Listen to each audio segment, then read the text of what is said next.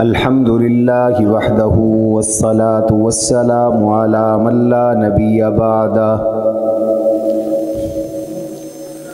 وعلی آلہ واصحابہ الذین اوفوا عہدہ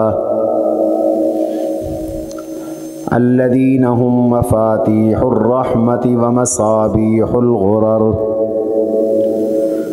ونشهد أن لا إله إلا الله وحده لا شريك له ونشهد أن سيدنا ومولانا محمدا عبده ورسوله أما بعد فأعوذ بالله من الشيطان الرجيم بسم الله الرحمن الرحيم وَأَنْكِحُوا الْأَيَامَ مِنْكُمْ وَالصَّالِحِينَ مِنْ عِبَادِكُمْ وَإِمَائِكُمْ إِنْ يَكُونُوا فُقَرَاءَ يُغْنِهِمُ اللَّهُ مِنْ فَضْلِهِ وَقَالَ تَبَارَكَ وَتَعَالَى وَمِنْ آيَاتِهِ أَنْ خَلَقَ لَكُمْ مِنْ أَنفُسِكُمْ أزواجا لتسكنوا إليها وجعل بينكم مودة ورحمة وقال رسول الله صلى الله عليه وسلم إن الله أمرني أن أزوج فاطمة من علي وقال رسول الله صلى الله عليه وسلم هي لك يا علي وقال رسول الله صلى الله عليه وسلم بارك الله بينكما وبارك فيكما وبارك في شبلكما أو كما قال رسول الله صلى الله عليه وسلم صدق الله وصدق رسوله النبي الكريم ونحن على ذلك لمن الشاهدين والشاكرين والحمد لله رب العالمين اللهم صل على محمد وعلى آل محمد كما صليت على إبراهيم وعلى آل إبراهيم إنك حميد مجيد اللهم بارك على محمد وعلى آل محمد كما باركت على إبراهيم وعلى آل إبراهيم إنك حميد مجيد اللهم صل وسلم وبارك على سيدنا ومولانا محمد وعلى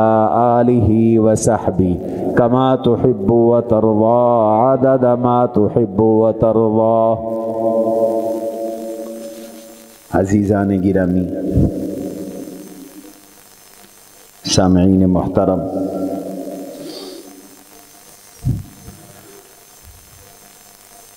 حضور نبی کریم صلی اللہ تعالی علیہ وسلم کی حیات مبارکہ کے احوال کا سلسلہ ہم نے شروع کیا تھا، ٹوٹا ہوا سلسلہ بحال کیا تھا.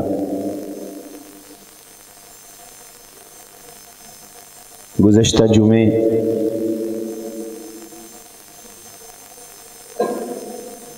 آپ صلی اللہ علیہ وسلم کی عمر مبارک کے 55 سال کے احوال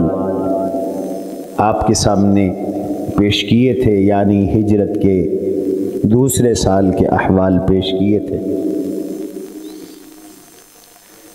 ہجرت کے دوسرے سال ہی غزوہ بدر کے بعد غزوہ سویق پیش آیا. بدر میں مشرکین مکہ کو شکست فاش ہوئی اور ان کی بدنامی ہوئی. پورے عرب میں انہیں محترم سمجھا جاتا تھا، مقدس سمجھا جاتا تھا. ان کی ہوا اکھڑ گئی، خراب ہو گئی. ابو جہل کے بعد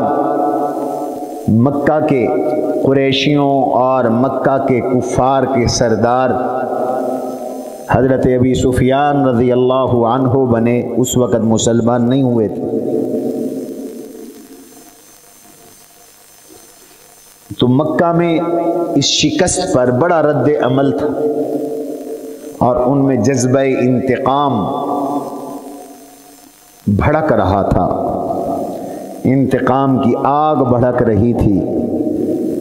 اس جنگ میں کسی کا باپ قتل ہوا، کسی کا بھائی قتل ہوا، کسی کا بیٹا قتل ہوا، کسی کا کوئی قتل ہوا،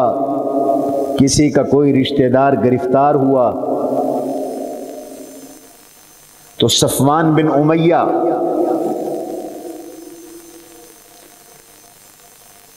وہ بھی اس فکر میں تھا کہ کس طرح بدلہ لیا جائے۔ ادھر مدینہ کے منافق وہ بھی جلے اور بھنے ہوئے تھے کہ کس طرح مسلمانوں کو کمزور کیا جائے۔ ادھر مدینہ کے یہودی وہ بھی پریشان تھے کہ یہ نئی ابھرتی ہوئی طاقت ہے مدینہ منورہ میں، ہمارا اقتدار اور ہمارا غلبہ، ہماری چدراہٹ وہ گرتی جا رہی ہے۔ تو سب پریشان تھے، ہر ایک لگا ہوا تھا کہ کسی طرح مسلمانوں کو نقصان پہنچائے۔ مشرکین کے سردار، اس وقت کے سردار جناب ابو سفیان نے قسم اٹھا لی کہ میں جب تک بدر کے مقتولین کا بدلہ نہیں لے لوں گا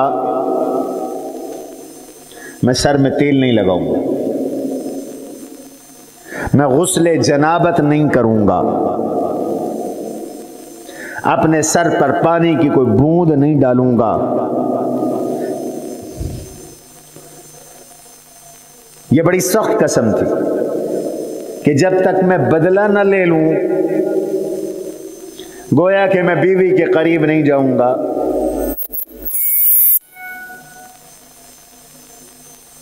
میں غسل نہیں کروں گا،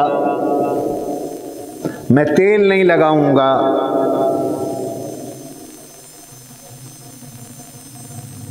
تو رمضان المبارک سن 2 ہجری میں یہ غزوہ بدر ہوا تھا، شوال اور ذی القعدہ کا مہینہ گزرا۔ تو اس نے اپنی قسم پوری کرنے کے لیے 200 گھوڑ سوار، 200 کا قافلہ اپنے ہمراہ لیا، اپنے ساتھ لیا، 200 بندے ساتھ لیے اور مدینہ منورہ کی طرف چل پڑا۔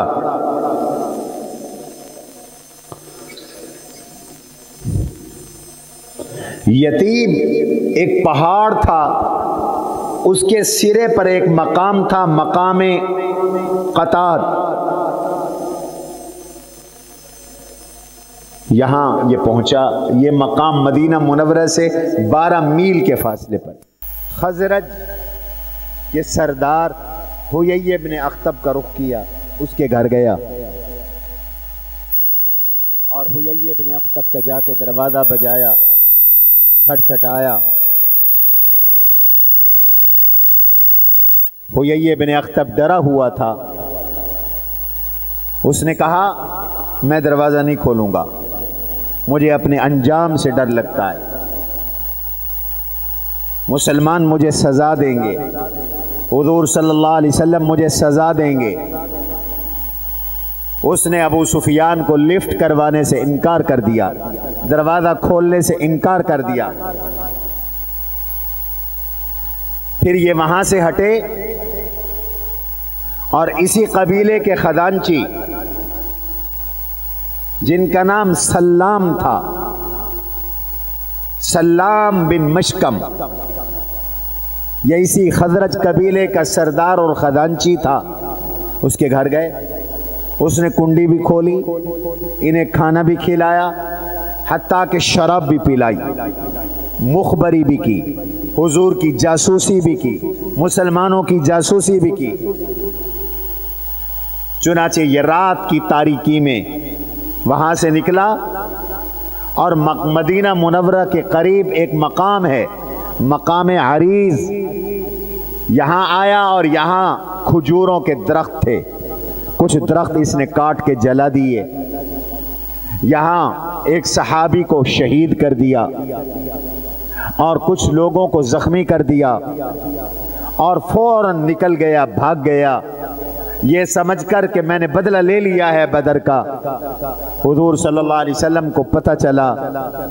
تو آپ نے 200 مہاجرین اور انصار کے ساتھ اس کا تعاقب کیا، لیکن یہ بڑی تیزی میں نکل گئے، سامان کافی تھا، ان کے پاس کھانے پینے کا سامان تھا، وزن کی وجہ سے ان کا سفر طے کرنا مشکل ہو رہا تھا، تو اس نے قافلے نے، ابو سفیان کے قافلے نے ستو، آٹا، کھانے پینے کی چیزیں راستے میں گرا دی تاکہ جلدی نکل جائیں۔ حضور علیہ السلام نے ان کا تعاقب کیا، صحابہ نے تعاقب کیا، یہ نکل چکے تھے، لیکن جب واپس آئے تو صحابہ کو بہت سے ستو مل گئے، کھانے کے لیے ستو مل گئے، سامان خورد و نوش مل گیا،